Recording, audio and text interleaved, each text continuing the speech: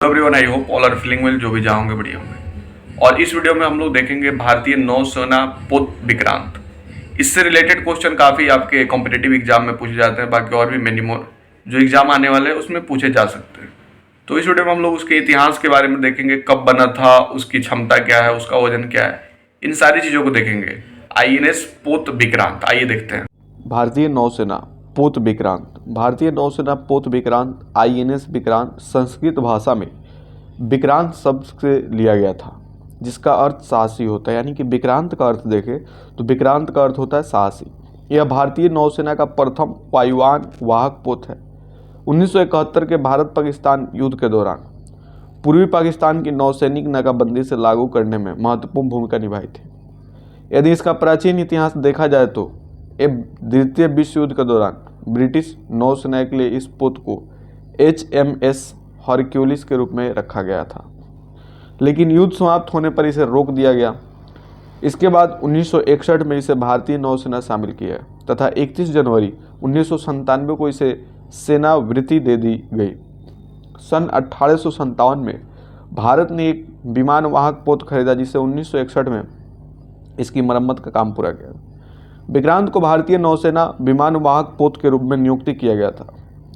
सेना मुक्त हो जाने के कारण इसे मुंबई के नौसेना संग्रहालय के एक मनोरंजक जहाज के रूप में संरक्षित किया गया। आकार में बड़े और युद्ध में इस्तेमाल किए जाने के पश्चात जहाज काफ़ी पुराना हो चुका था।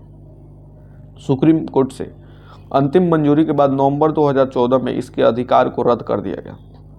इसके साथ ही जनवरी 2014 में जहाज को ऑनलाइन नीलामी के माध्यम से बेच दिया गया था।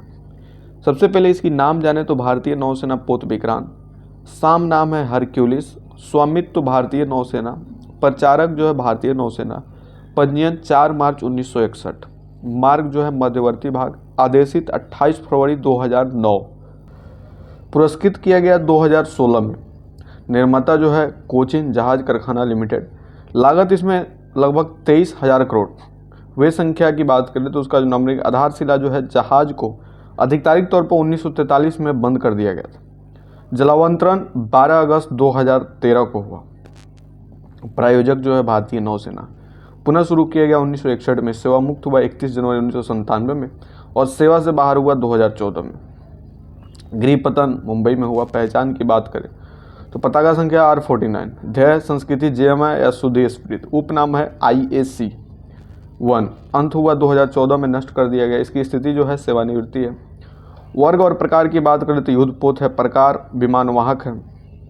विस्थापन की बात करें तो 19,000 टन, लंबाई 260 मीटर यानी कि 850 फीट, इसकी चौड़ाई जो है 128 फीट है, ऊंचाई जो है 59 मीटर, कर्षण 24 फीट है। बर्फ वर्ग प्रकाश वाहक है। स्थापित शक्ति की बात करें तो 40,000 ISP, प्रणोदन जो है 2 सॉफ्ट, गति जो है 25 समुद्री मील और इसकी जो पहुंच है 12,000 समुद्री मील। कर्मी मंडल की बात करें तो 1,110। अब जानते हैं इसके इतिहास के बारे में। सन 1942 आकृति लाइट फ्लीट कैरियर, जिसे आमतौर पर ब्रिटिश लाइट फ्लीट कैरियर कहा जाता था, सन 1943 में रॉयल नेवी ने जर्मन और जापानी नौसेनाओं का मुकाबला करने के प्रयास से 6 हल्के विमान वाहक जहाज़ों को तैनात किया और 1944 से 2001 तक चलने वाले युद्ध के दौरान 8 नौसेनाओं के साथ काम करते हुए इन जहाज़ों को पूर्णतः तैयार करके सस्ते लेकिन सीमित क्षमता वाले उड़ान वाहक के बीच इसे कोचिन शिपयार्ड लिमिटेड द्वारा तैयार किया गया और सभी को कोलोसस श्रेणी में आवंटित कर दिया गया। अंतिम 6 जहाज़ों को बड़े और तेज विमानों को संभालने के लिए निर्माण के दौरान संशोधित किया गया और पहचान स्वरूप इन्हें राजश्री श्रेणी के युद्ध पोत नाम दिया गया। कोलोसस श्रेणी से राजश्री श्रेणी के जहाज के सुधारों में भारी विस्थापन, आयुध, गुलेल और विमान क्षमता शामिल किए गए। द्वितीय विश्व युद्ध के अंत में नौका पोत जहाज़ों का निर्माण निलंबित कर दिया गया, लेकिन जहाज रॉयल नेवी की शांतिकालीन आवश्यकताओं के लिए अनुकूल नहीं थे, जिसके कारण वाहकों का नौ निर्माण कर राष्ट्रमंडल देशों के बीच बेच दिया गया था। HMS हरक्यूलिस 5वां राजश्री श्रेणी का जहाज, जिसे 7 अगस्त 1942 को मंगवाया गया था। 2 सितंबर 1945 को द्वितीय विश्व युद्ध समाप्त होने के बाद उसे 22 सितंबर का लोकार्पण किया गया। सन 1946 मई को उसका निर्माण निलंबित कर दिया गया था। ऐसा अनुमान लगाया जाता है कि निलंबन के समय वह 75% पूरा हो चुका था। भारतीय नौसेना द्वारा मूल आकृति में कई सुधारों का आदेश दिया गया था। विशेषता व क्षमता की बात करें तो यह भारत का पहला स्वदेशी विमान वाहक पोत है। इस जहाज की लंबाई लगभग 260 मीटर और इसकी अधिकतम चौड़ाई 60 मीटर है। विक्रांत की उड़ान गति की बात करें तो 24,000 पाउंड तक के विमान को संभालने में आकृति किया गया है। इस जहाज में 40 मिलीमीटर बोफोर्स विमान भेदी तोपों से सुसज्जित लैस लगाया गया था, जो कई मील तक दुश्मनों के अड्डों को नष्ट कर सकता है। इसकी एक विशेषता यह भी है कि इसके इंजन में लगे टर्बाइनों में कुल 40,000 संकेतित अश्वशक्ति ऊर्जा विकसित होती है, जिनसे यह कम अल्पावधि के दौरान समुद्रता 46 किलोमीटर प्रति घंटा या 29 मील प्रति घंटे की अधिकतम गति तय कर सकता है। इस जहाज को LAV 04 वायु खोज रडार या Z06 सतह खोज रडार, सामरिक रडार और प्रकार 963 विमान लैंडिंग रडार के साथ अन्य संचार प्रणालियों से सुसज्जित किया गया था। पुनर्निर्माण नवीकरण की बात करें तो अगस्त 2013 में भारत सरकार द्वारा जारी विज्ञप्ति के अनुसार इसका बड़े पैमाने पर नवीकरण किया जा सकता है। पुनर्निर्माण का प्रथम चरण पूरा होने के बाद 12 अगस्त 2013 को इसके नए अवतार में उतारा गया। विमान को उड़ान भरने की मदद से इसमें 37,500 टन का इंजन लगाया गया था। दूसरे चरण में जहाज के बाहरी हिस्सों की बनावट, विभिन्न हथियारों और सेंसरों की बनावट, विशाल इंजन प्रणालियों को जोड़ने और विमान को उसके साथ जोड़ने का काम पूरा किया गया, जिससे 10 जून 2015 को जलावतरित किया गया। व्यापक परीक्षणों के पश्चात वर्ष 2017 से 18 के आसपास भारतीय नौसेना को सौंपने की योजना बनाई गई। विक्रांत को मानक भार के आधार पर 16,000 टन और गहरे भार के आधार पर 19,500 टन विस्थापित किया गया। इसकी कुल लंबाई 700 फीट, बीम 128 फीट और औसत गहराई 24 फीट। इसमें निम्न गति वाले जहाज की एक जोड़ी द्वारा संचालित किया गया था, जिसमें 2 इंजन एक साथ चलाती थी। 4 एडमिरल्टी तथा 3 ड्रम बॉयलरों को भी लगाया गया। टर्बाइनों ने कुल 40,000 सांकेतिक अश्वशक्ति विकसित की, जिसने 25 समुद्री मील की अधिकतम गति दी गई। विक्रांत में लगभग 31,075 टन ईंधन तेल का इस्तेमाल किया गया। इसमें 14 समुद्री मील, 12,000 NM और 23 समुद्री मील और 6200 मिलीलीटर की सीमा पर मिली। जहाज में 16 से 40 मिलीमीटर बोफोर्स विमान भेदी तोप लगाया गया था, लेकिन बाद में इन्हें घटाकर 8 कर दिया गया। इसके विमान में हॉकर सी हॉक और STOEL BAC हैरियर जेट लड़ाकू विमान से किंग MK-42B और एचएल चेतक नौकापोत और ब्रेगुएट BR 1050 अलीजे पंडोवी रोधी विमान शामिल थे, जिसमें से कुल मिलाकर 20 से 23 विमान उतारे। विक्रांत की उड़ान के डेक ने 24,000 पाउंड तक के विमान को संभालने के लिए आकृति किया गया था। इसके मुख्य भाग में 20,000 पाउंड का सबसे भारी अवतरण वजन अनुमानित किया गया था, जो आम नौकापोत जहाज़ों के मुकाबले 54 गुना यानी 34 फीट भारी था। प्रमुख इसकी सेवाएं की बात करें तो 4 मार्च 1961 को भारतीय नौसेना का पहला विमान वाहक पोत INS विक्रांत के रूप में यूनाइटेड किंगडम के भारतीय उच्चायुक्त विजय लक्ष्मी पंडित द्वारा शुरुआत किया गया था। उस समय कैप्टन प्रीतम सिंह महेंद्र जहाज के पहले कमांडेंट ऑफिसर थे।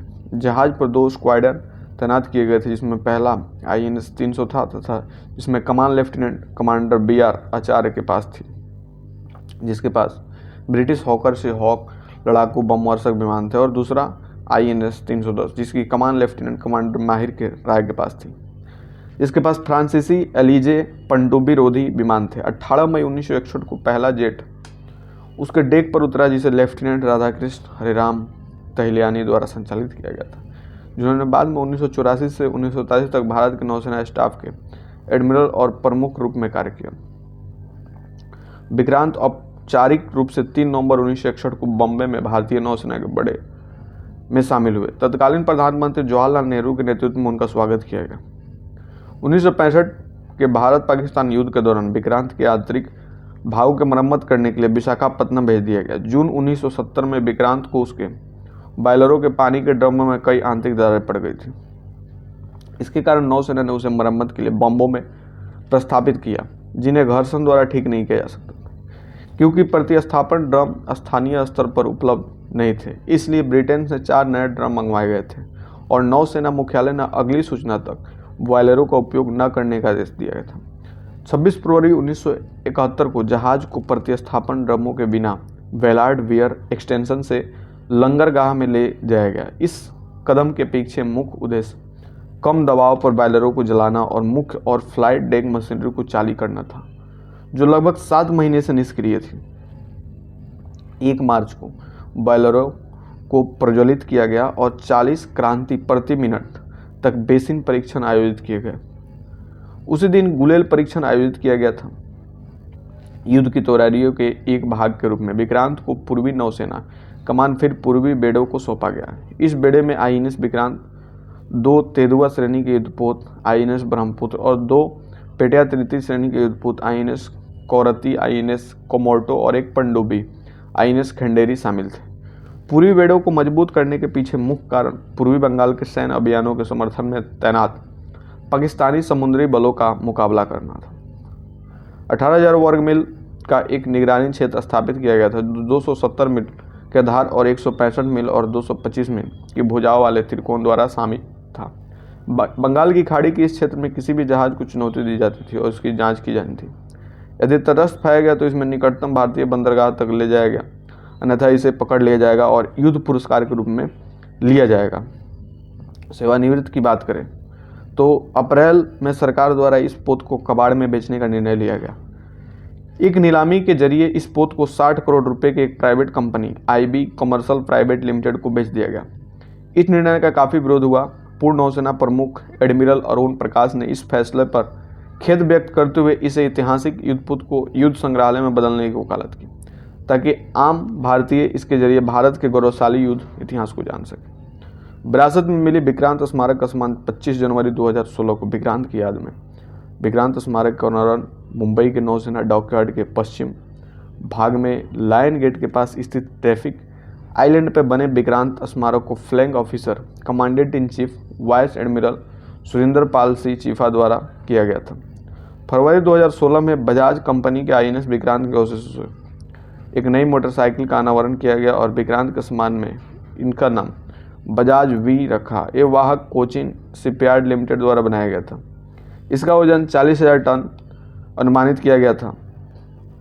जहाज संग्रहालय की बात करें तो 1997 के बाद जहाज को मुंबई में एक जहाज संग्रहालय के रूप में संरक्षण के रूप में रखा गया था।